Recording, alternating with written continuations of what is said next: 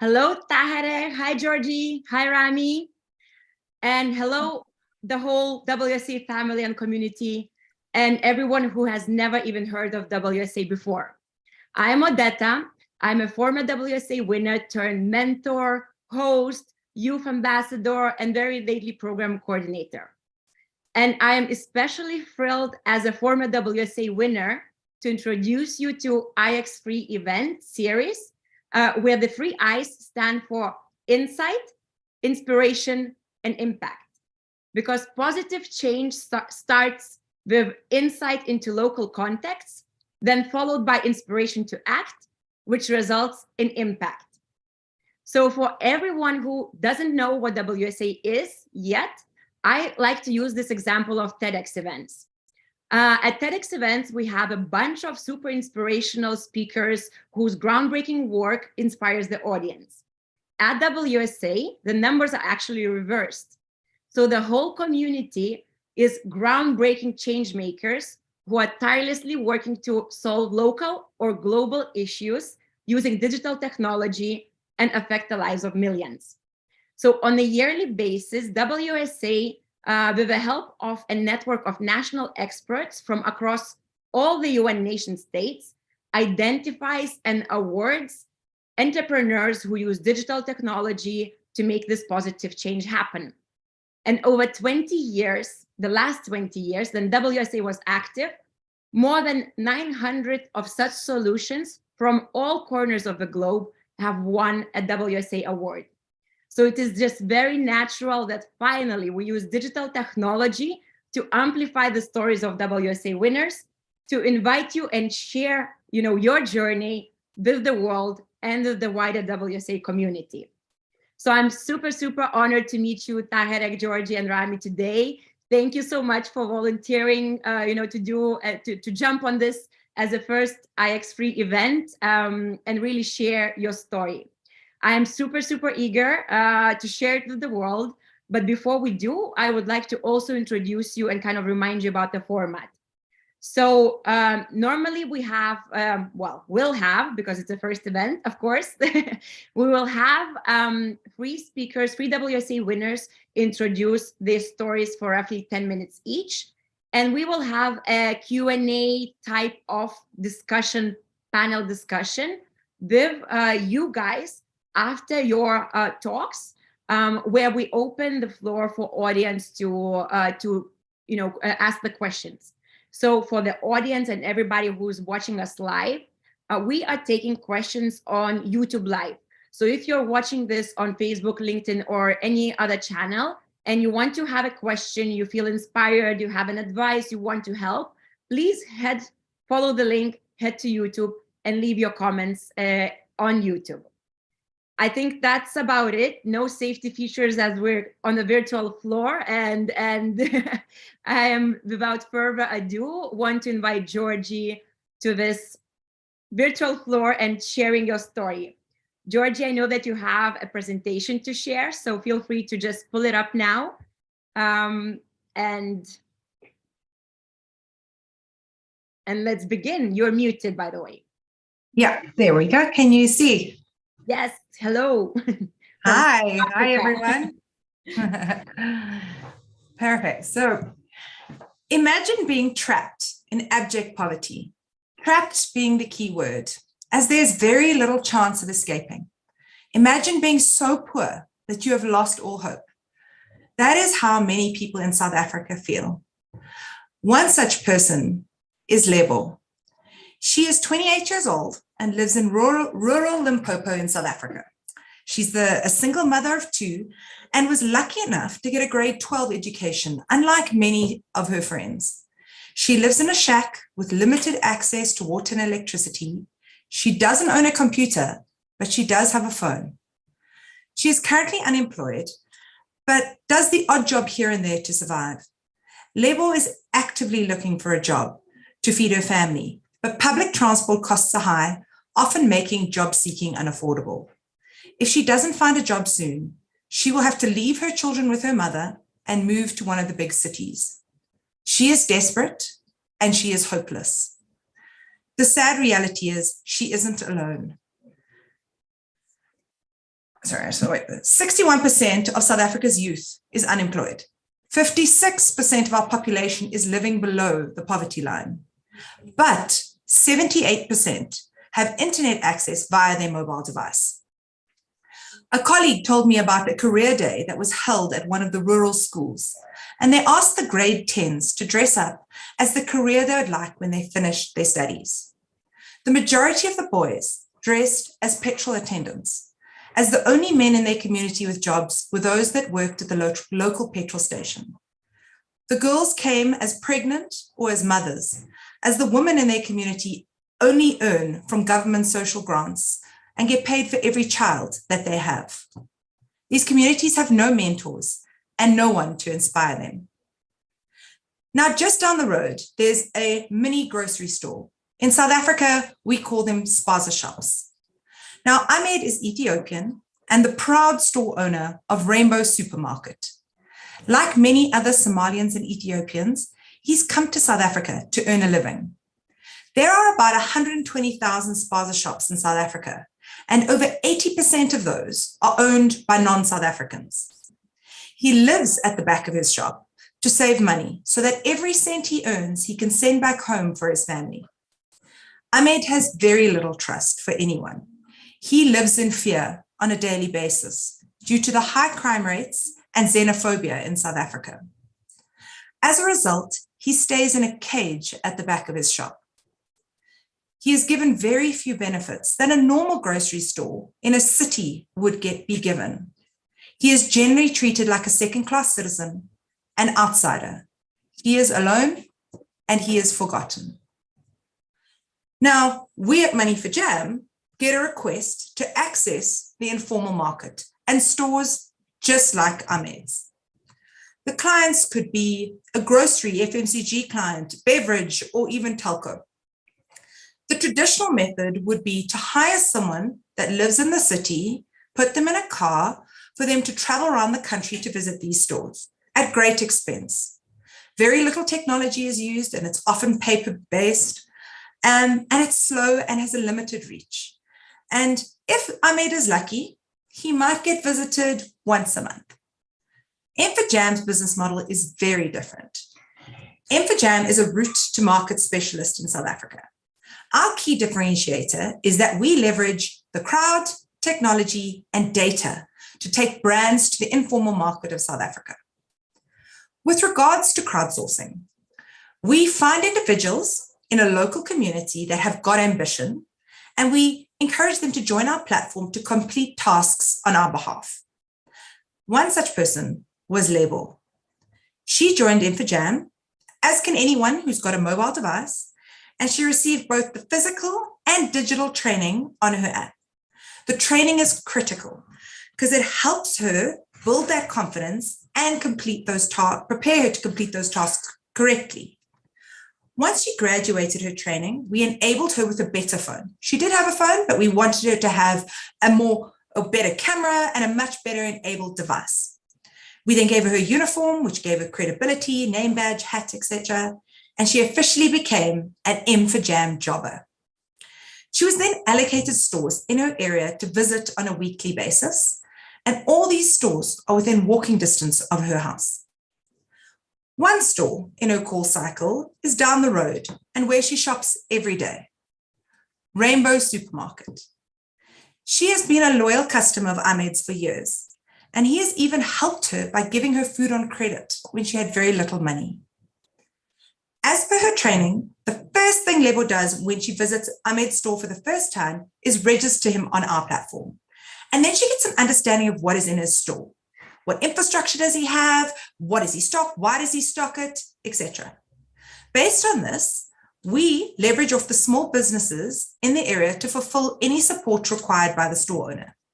In Ahmed's case, we painted the inside of his store and the outside, and we installed Wi-Fi.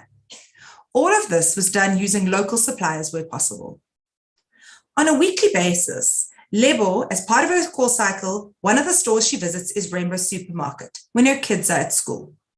And Ahmed is happy to assist her as she's a regular customer of his and he trusts her.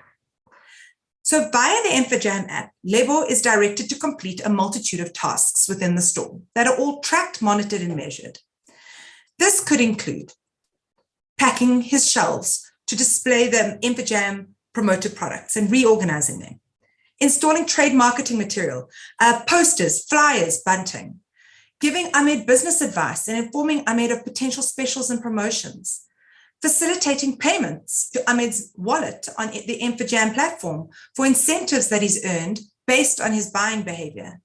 And lastly, taking orders from him that will be delivered directly to his store, so he doesn't have to close his store to go and buy additional products. He's even offered an order now, pay later option.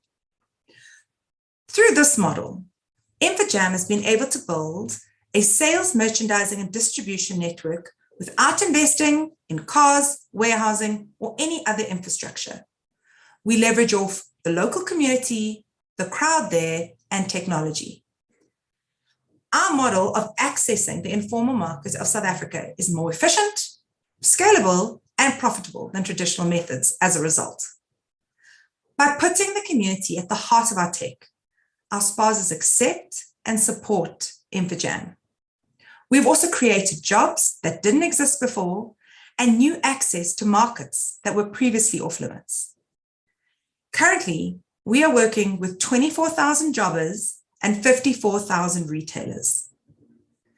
But what about Ahmed and Lebo? Ahmed now has all the benefits of a formal retailer. He has a beautiful new store that looks professional both inside and outside. And the support given to him by Lebo and InfoJam allows him to grow his business and send more money to his family back home. In some stores, the turnover has quadrupled once they've signed on with InfoJam. Ahmed no longer feels so alone and feels supported by his community. But the person that has benefited the most is Lebo. She now has the financial stability from earning a consistent income from her InfoJam tasks she's completed. She recently bought a piece of land and is busy building a house. She is able to work near where she lives so she can keep her family together and stay with her children. Most importantly, she has become a role model for the youth in her community. Lebo is no longer desperate and stuck in the poverty trap. She has something that can change South Africa. She has hope. Thank you. Wow, Georgie, this is so amazing. If that is not one of the best examples of how to use digital technology to bring communities together, to increase hope, to provide the adequate living standards, then I don't know what is. Really, this is like giving me goosebumps. Thank you so much, Georgie. We will come back with more questions after we hear from Tahereh and Rami as well. So Tahereh, would you like to also tell us about your groundbreaking work? Sorry. Hello, everyone. Thank you so much for having me. Thank you, Adeta, for making the introduction. Very great story and journey, Georgie. That was really, as Adeta said, it was, having goosebumps. Talking about my story. So my story started a long time ago when I was a kid. I have a brother. He's 6 years younger than me. I'm originally from Iran, and there, I don't know, maybe also the other countries, but usually the older siblings are taking care of the younger ones. So I was the one taking care of my brother and his education and everything. He had some physical medical problems that due to that he had to be often in hospital, and then he was missing school. And so I was the one taking care of him for like teaching him school materials and making sure that he's not missing behind. But I was also a kid. I was not really like knowing how to teach anything. So I was just trying to make drawings for him to be able to tell him about just the concept and ideas and turn it to a way that it's fun for me, but also for him, and enjoying learning together. And it was working, so I could see that he is improving, and I was really enjoying seeing him, that he's being able to catch up with other his peers and everything, and he's not feeling that he's in hospital and he's not getting lagging behind and losing his friends because they are going to the next grade. So that feeling already stayed with me. I could see that I really enjoy doing that. And I was seeing that it's also working. So my brother, he recently graduated university. He studied computer science and he graduated, and he joined me together to start to have our startup that is for education for young children. It's for teaching and learning and developing cognitive skills and mathematical skills for all children, but more importantly for children with special education needs. So children that are typically in like unserved. So this can go in a very wide range. It can be children who are having migratory background and they are just not familiar with the language at school, or it can be children who are having hearing difficulty, language disorders, children in autism spectrum, and many more. So my background is in computer science, and I did a PhD in early childhood education and psychology. And so this is a Magritte. Our learning solution is a combination of all together. So it's for teaching young children and giving them the confidence to love math, learn math, enjoy doing that, no matter if they are at home or at school or if they have any special needs. So that is in very short the journey we have been working on. So now we are based in Luxembourg. We started in Luxembourg. We launched in 2021. Now Magritte is implemented in all public schools in Luxembourg. No matter if the child are like typically developed and not having any special needs, or if it's a child with special education needs, they all have access to Magritte program. And also from there, we went also to Portugal. So we have also schools there, again, different schools.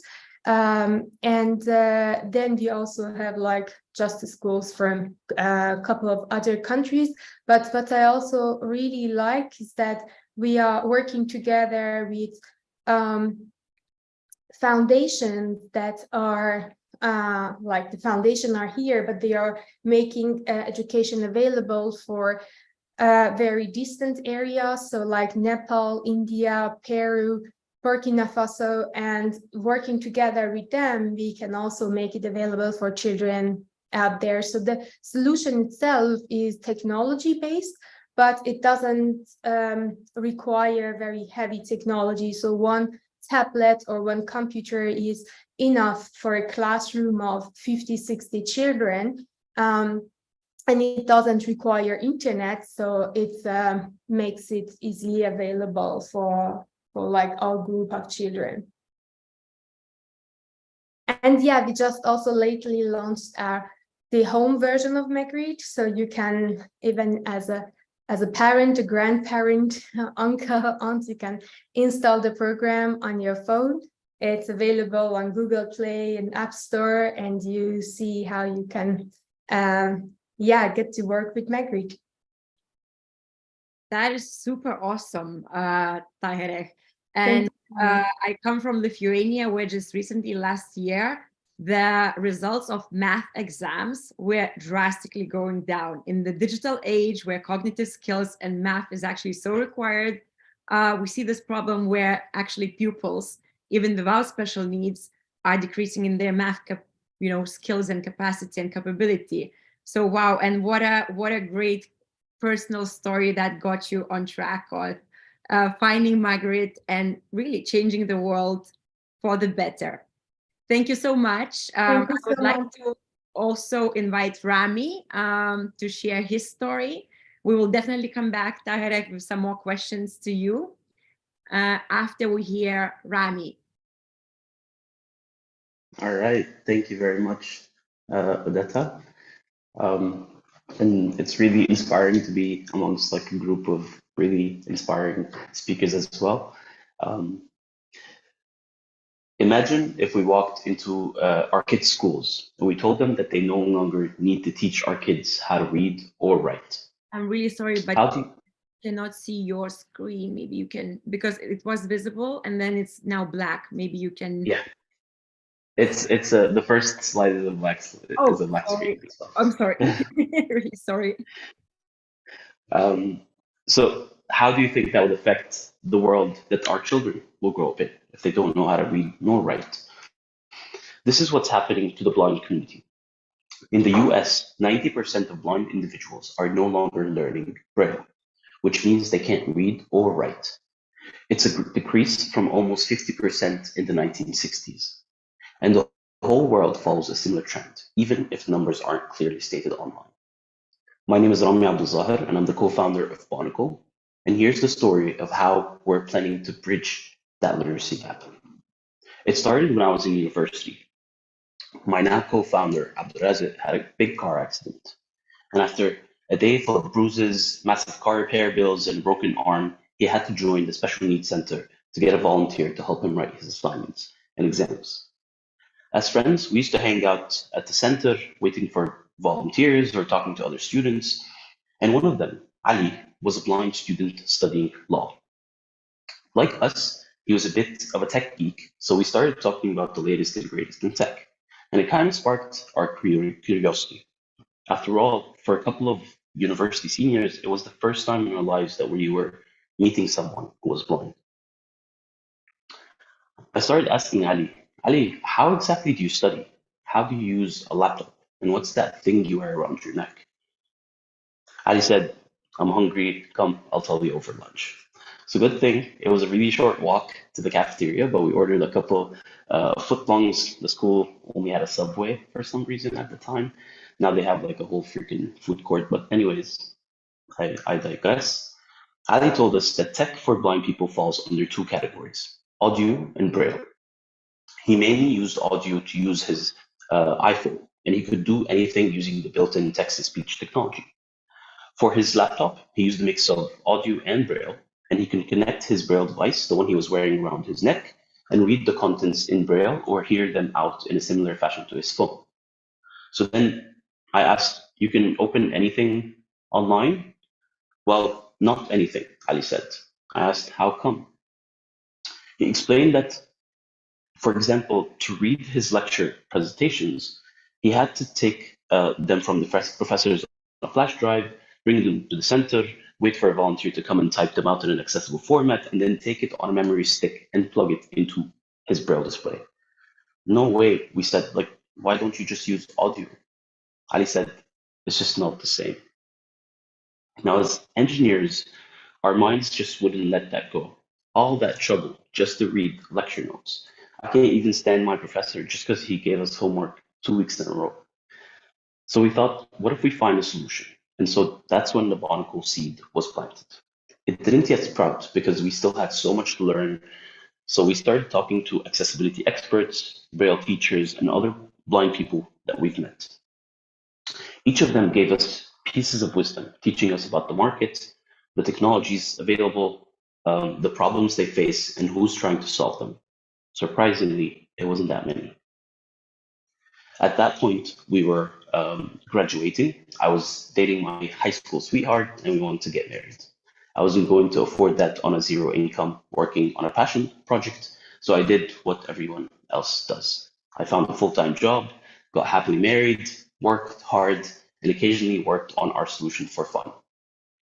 With bursts of motivation and like overwork fatigue, I went and I complained to my manager. I wasn't being paid enough. I'm overworked. I work 10 to 12 hours a day. And he replied and said, I won't pay you more now, but finish this project and you'll get a big promotion.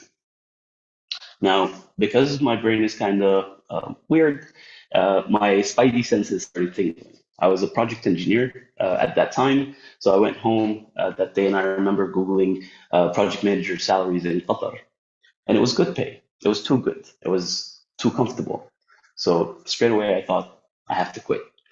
I called all my friends. I had rent to pay, barely any savings. I asked them if anyone was hiring, applied to a few, and I quickly got an offer for a sales job in construction. Perfect, right? That's really good experience. So I quit the next day. And here I was at my next job, working 12, 14 hours a day. Both of these experiences were, again, divinely hand selected. They built my confidence, presentation, sales, and financial skills. Who knew that a year later, I would be sitting in front of investors pitching Bonaco? We would plan investor meetings around lunchtime. I would park at like a fancy hotel, change my branded t-shirt to a proper dress shirt, sneak out of my branded car, and go pitch to investors. I would then get back to the car, change back into my branded t-shirt, and continue on my day. We raised 270,000 and won 130,000 from a few competitions. Now again, I started thinking, oh no, that's enough for me to quit again. So I went from fighting with contractors to selling construction gear and now back to solving this problem. At that point, we realized Bonaco was so much more than we thought. It's not just Ali who was having this problem, it was a global crisis. And to solve such a crisis, we had to build something for everyone. And how do you build something for everyone? Bonaco became a platform, a hardware that connects to software on your iPhone or iPad and provides experiences that are expandable. Applications that can teach you basic Braille, spelling, reading, or that can help Braille teachers improve their productivity and their teaching experience. We also developed digital games that would reinforce your learning and make the learning experience a lot more fun than ever before. It would improve your finger sensitivity, give you better spatial awareness, and all of these are essential skills for a blind person's success and independence. And Bo is going to help us on this mission. A cute robotic guide dog that we designed that is the protagonist in most of our games. Bo's robotic because you can't really kill him. If you hit Bo into something, you just turn him off and back on again, and he's good to go. We wanted to focus on the visuals to allow for inclusion. The game is fully accessible and uses Bonaco to combine Braille, audio, motion, and button clicks. So a blind kid would be able to play the game, but they can also share it with a friend or family member, regardless of their sight. It's the beginning to a world where everything is fully accessible. And I invite you to learn more about the blind community, ask them about their lives, give them an opportunity to work alongside you, and you will truly feel the passion, power, and creativity they put into everything they do. Thank you very much. Thank you very much, Rami. I mean, again, it's so inspiring to hear your life story and how Bonaco actually was born over such a long period with you constantly thinking about it. And in Taherek's situation, she lived with her brother and solved his problem while you actually met a stranger, and that encouraged you to take on this journey. This is just really incredible. While we wait for questions from audience, if any, I actually would like to ask you, Rami, first. Something that, from the start of your presentation was really popping in my head. Is like, why are people no longer learning Braille? Do you know the reasons why that's happening? It falls under a few different reasons, one of which is because it's significantly harder than depending on, audio just to get access to information. So a lot of students, for example, if they're not given enough information, if they're not given enough, support or confidence, they will start comparing themselves to their peers, and if they're, for example, slower at reading, or if it takes them longer to read something, they will just try to speed up the process. And so they will in some way depend on audio because it's just a lot faster or a lot easier.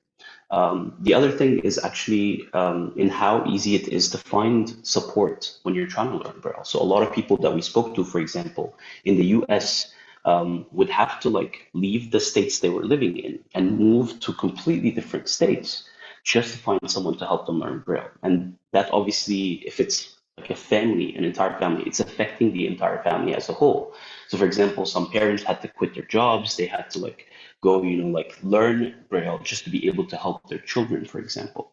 So it's a few reasons that we think, or, work hand in hand kind of, and have been working over the past decades to basically reduce the amount of people learning Braille. But we hope that, it's given a chance again, to kind of make it easier and develop it. And hopefully Bonico can play a part in that.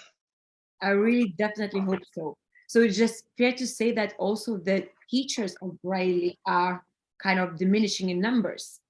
That's part of the reason as well, right? 100%. And if you think about it, teaching Braille is a very different experience from teaching, the alphabet to sighted kids. Braille teachers have a lot, like a harder kind of job to do, because they have to help every child in their own way. They have to like be, physically present next to the child to help him use, Braille, because Braille is a physical, tactile language. So it involves a lot of physical connection between the teachers and the students, and that sometimes is a bit more difficult or a bit more demanding. And so we're trying, through like, for example, the way we allow teachers to connect to an entire classroom using Bonicle, and the entire classroom will have just one Braille set in front of them. So that makes it a bit easier for teachers to do. And it will also allow, a teacher with not as much Braille experience to also get involved and be able to help children who are, blind or need support in, because of their visual capacity. That is really, really incredible, and what a great work. Another question, which I will also ask maybe Tahira afterwards, is, that at WSA, we constantly hear that regardless of how positive the change is and how positive the technology is, sometimes it still meets resistance from community. How are you finding that? Is it easy to get into the communities? Is it easy to spread the word and onboard the people? We've had a bit of like both experiences. To be honest, like we give the blind community so much credit because they have been a significant part in all the development that we've done. Like they were with us from day one, giving us feedback, kind of like giving us very harsh feedback at some points. But that's what allowed us to improve our solution, and that's what helped us kind of get to where we are today. So we've had both experiences where we've had like very supportive people, very like supportive of new technologies, new ways to adapt. But we've also had a bit of a slower intake, for example, because the systems that are built to support technologies for people with special needs or assistive technology specifically are sometimes very, very, or like are filled with bureaucracy and are very, very slow. So that's something that we're suffering from. But as entrepreneurs, we just have to find our ways around and kind of like deal with the problems as they arise. There is no better way, just resilience. You were nodding, and of course I can imagine as you're entering schools and education system that is super controlled and super kind of traditional. How are you solving these challenges? Yeah, I totally agree with Rami. So it's as much as it's like a conservative area, which I totally understand. It's about education, it's about children, it has to be like very careful. But we also had like different cases. We were fortunate here with the the setting that they were quite open to at least try like new technologies. But it wasn't always the case. It's really like something personal. So like one person to another was just different. And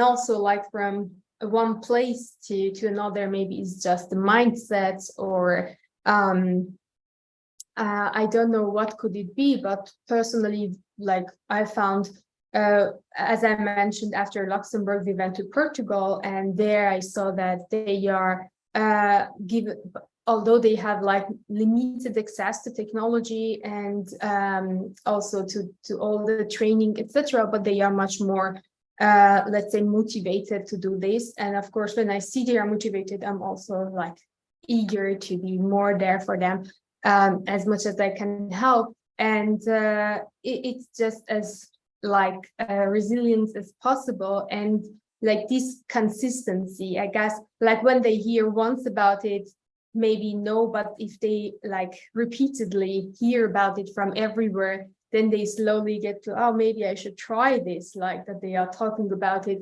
And of course, this is like hard to, let's say, stay alive for such a long time in this period to at least be heard. And it's like taking a lot of effort, but it takes time. And I guess it's just part of the journey. Definitely it is. And before I take a question from audience, I also want to share this question with Georgie, because it feels like in your case, the community would be super eager to spread the word, to join the platform, and to really kind of, change their lives. Are you encountering any resistance or support? Share it a little bit with us. So from a community perspective, it's always a trust issue. They don't know if it's real. They don't know if it's a scam. They think that we're there to actually, make them do work and not going to pay them. So I think once they've gone through the process and get that first payment, then you've got buy-in. And as soon as one person starts earning, it flows from there. The biggest change management and resistance from our side is more from clients. It's a different way of doing things.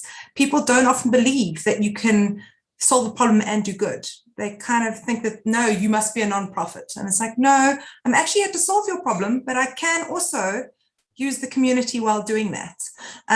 So the biggest change is actually the resistance to change is coming from the clients and the brands themselves, funny enough, not so much the community.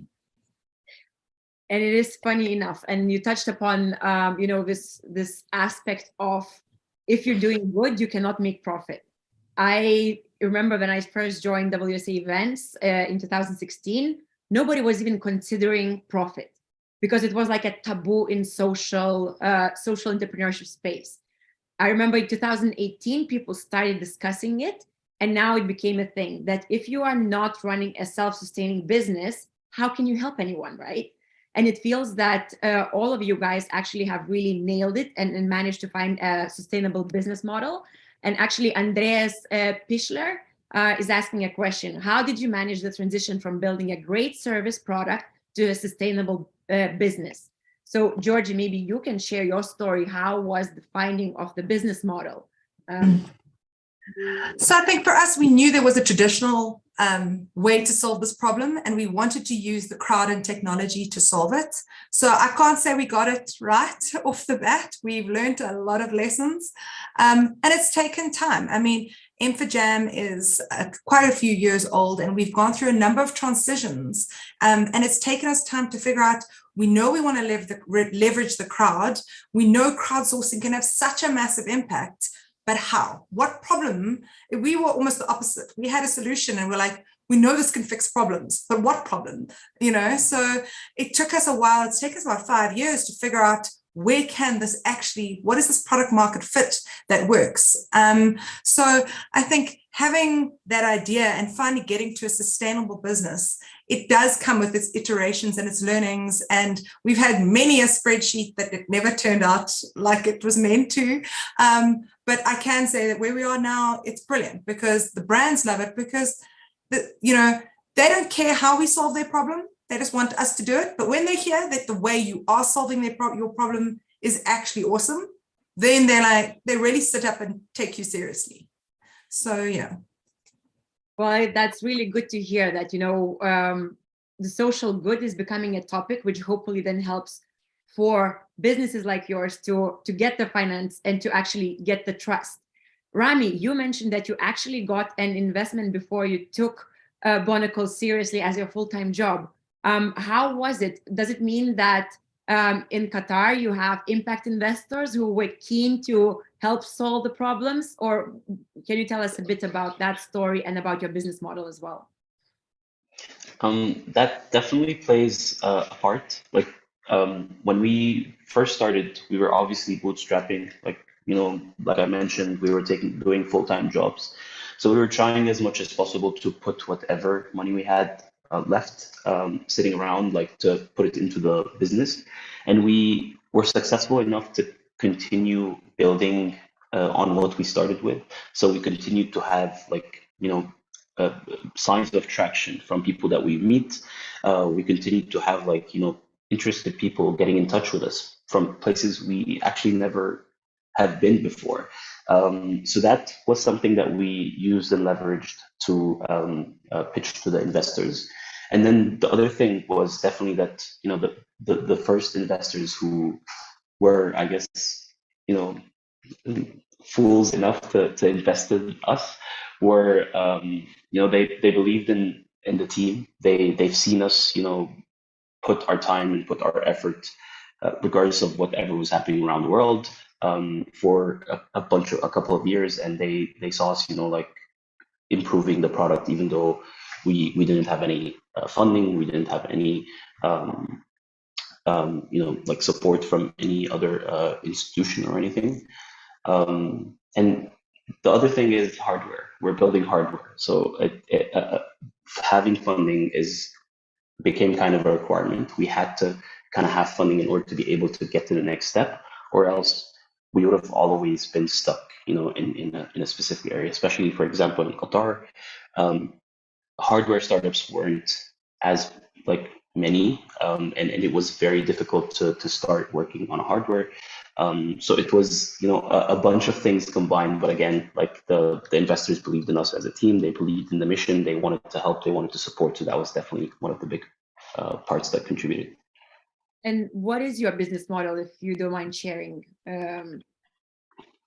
So we actually sell the product as a hardware, and we provide the software that we've built already free of charge. So all the software that we built, we provide it, on the App Store. People can download it free of charge.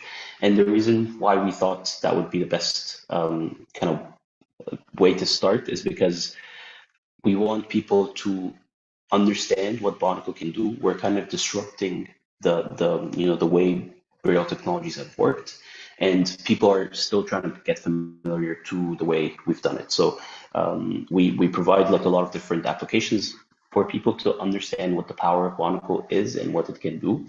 And we also hope to have other people develop things for Barnacle. So having an idea of what is possible, what is the potential, is definitely something that would help us later on, on the long run. Yeah, we've definitely seen so many open source platforms that by inviting developers actually manage to build and really grow and scale. Yeah, that is great. Taherek, we have not heard about your business model. How do you monetize, and how did you, how is all the funding while you have to be resilient and really pushing forward? You're muted, by the way. Yeah, so we are in subscription model. So it's like subscriptions per child per year. And the customer can be the school, or it can be the institutions, school districts, anyone who's responsible for the education of children. And now recently also parents, since we launched the home version. And we are not yet profitable, so we are not yet, we are still looking for funds. We are trying to expand our team. We are still small. We are a team of 10, but it's not, we still need more team members, and it's hard when you don't have funding, and when you're going after funding, they're asking for revenue, but revenue doesn't come without people doing the job. So it's a little bit difficult loop, but it's absolutely worth it. Yeah, thank you so much. That is definitely worth it. By hearing your stories, and actually that really brings a question in my mind, how do you feel when you wake up in the morning or go to bed? Like, knowing that the impact of your work, how does it feel like? Is that for me? Yes, you can continue. Okay. So honestly, I don't actively think about it every day, like going to bed or waking up. Actually, this morning I just thought about this question because I wasn't feeling really well during last days, but I had a lot of work that I still had to do. And then I was thinking, if someone asked me, what's your motivation? What should I do? And then I said, I just think like I have to do it at this point. Like before starting, I don't think like, oh, this is my motivation, let's wake up and doing it. But like during the day, when like hearing from people, like getting feedback and everything, those are like absolutely bringing motivation and feeling the engine. But then I guess for all of us, every day is just, we have to do it, and of course many times is tiring, is exhausting, and yeah, you might not feel well always or not always motivated. That's also hard, especially when not everything goes well or as planned. And but yeah, you just need to keep going, or you just need to rest to be able to continue. Yeah, I'm not I don't have such long experiences on that journey. I started a couple of years ago, so maybe I'm not the best person to share in that. It's just my experiences during the last couple of years. Well, I think, juggling a building of a company, any company, startup, especially with a platform, with users, with expansion, and, when the cause is so great to your heart, 2 years is a long time. So if your motivation still kind of fuels you every day and you don't need rest, then it's really good to hear, because that means that, the positive change that you're making can be the fuel, at least for a couple years or even more years without rest. But of course, rest is key part of everybody's journey so that we don't burn out. Georgie, what are your biggest obstacles right now? Like, what are your biggest concerns in developing M4Jam? What is the next step, basically? So from our side, we've got a business model that works. Our biggest challenge is, the communities buy in, our model works, it's getting the brands to fund that. So I think, we're focusing very much on South Africa at the moment. And although we have got national reach in South Africa, we've got dominant presence in certain provinces, and we'd like to expand that and get a better reach nationally. But the big thing is, it's almost, do you build it and they will come, or do you have to wait for them and then you build it? So, so again, you need almost to make that call. And a lot of the time we have to wait for a brand to say, yes, we want to support you, because that is what funds our model and our jobbers and our communities. So our biggest hurdle is getting those clients on board. Mm-hmm. And then hopefully also international expansion will come soon, led by the brands who find it awesome. No, true. And a lot of people, they don't necessarily want to take money for Jam, but use our technology in different countries, because each country's got such different nuances. South Africa is very different to the rest of Africa, but there are certain elements of our tech that really can solve massive issues in other African countries. So I think more from a SaaS solution, we would look at expanding into Africa, but not necessarily replicating the exact model that we do in South Africa. That is awesome. Are you already offering a B2B kind of SaaS white label product? Yeah, so that's what we're looking at doing into beyond South African borders. That's good to hear. And I hope that everybody who hears it, already made a note of it. We're kind of heading into the last maybe 10 minutes of this session. And I wanted to ask all of you a question. Maybe while I talk, you can think a little bit about it. But what is your one ask from WSA community, from everybody who is potentially listening, has listened, has been with us for the last 50 minutes? What is your one ask that would help you to break some hurdles to achieve that next step? And what is your one advice to entrepreneurs who are thinking about embarking on this social entrepreneurship journey, where they are solving the problems, not only working for profit as the first and foremost thing? So volunteers to be the first to answer these questions. Yeah, Georgie, go ahead.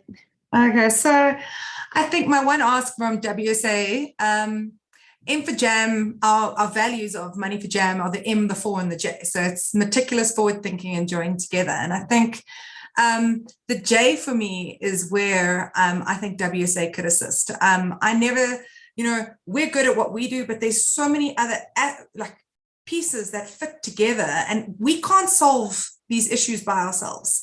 The more we work with other organizations that are like-minded and that can complement what we're doing, the more successful we'll be. So I think where I would implore the WSA community would be, if you see that there might be a fit, let's work together and see how we can have a greater impact on the communities of South Africa. So I think mine would be around, being joined together with whoever is like-minded.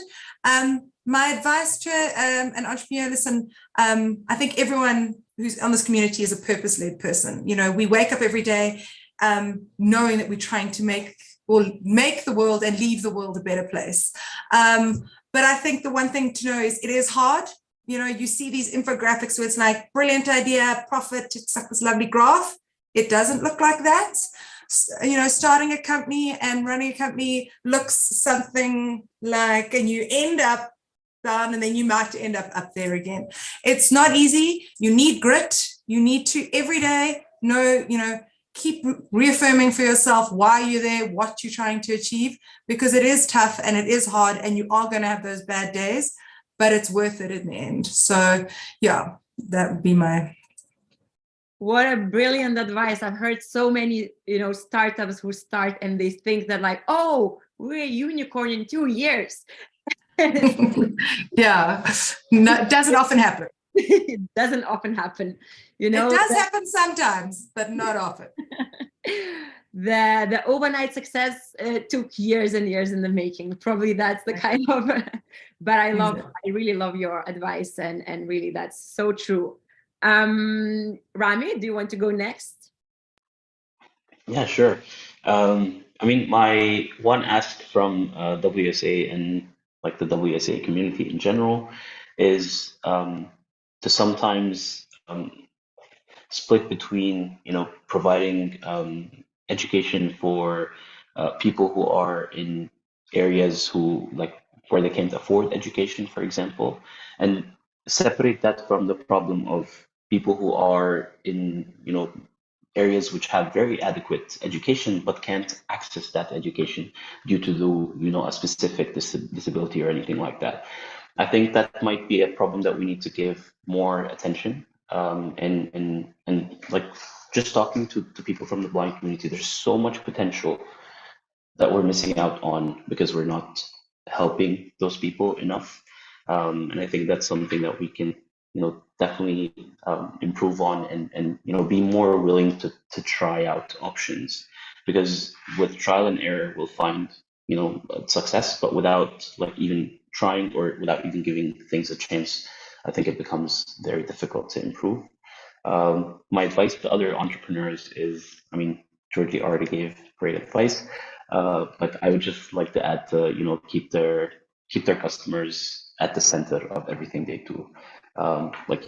If you're not connecting with your customers, you may be wasting your time doing something that's not as valuable. So just keeping your customers in focus, getting their opinion, not necessarily following everything that they tell you, but just hearing from them, listening to them in a very general way, befriend them. It definitely helps you create something that is very valuable for everyone.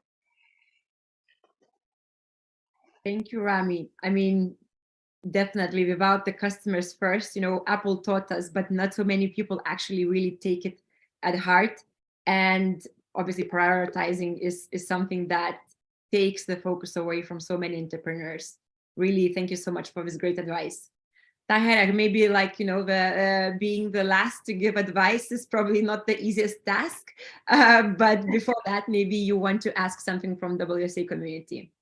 Yeah, so unfortunately, like now I got to like see Rami and Georgie and hearing their stories, but I'm sure in WSA communities there are so many people that I don't know them and I don't know the what they're doing, and I guess like it's a bit pity. Maybe it's like my I didn't do my homework, but I'm sure we can bring much together. And like, I don't know, I'm going to South Africa, then Georgie is there and she can give me a lot of information, and we are somehow sharing a similar mindset. And I'm sure like we are all open to help each other. So it's worth it getting to know each other much more and being able to like help each other. It's yeah, really fostering this yeah, the joint of this relationship.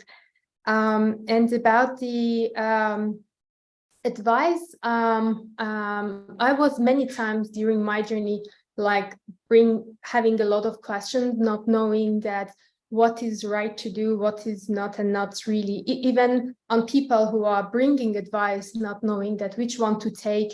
And I learned that in these moments, like when there is no facts, when there is no real data to rely on, it's just your instinct, and that's all you have, and you have to trust it and really trust it, because it's the result of all the years that you like lived with people, and there is something into it, although it might not sound very wise, but I feel like, yeah, you can yeah, start to hear it and put trust on yourself more. They say you know the right answer in 2 seconds, right? The first hinge, internal hinge, was the correct one that you should act on.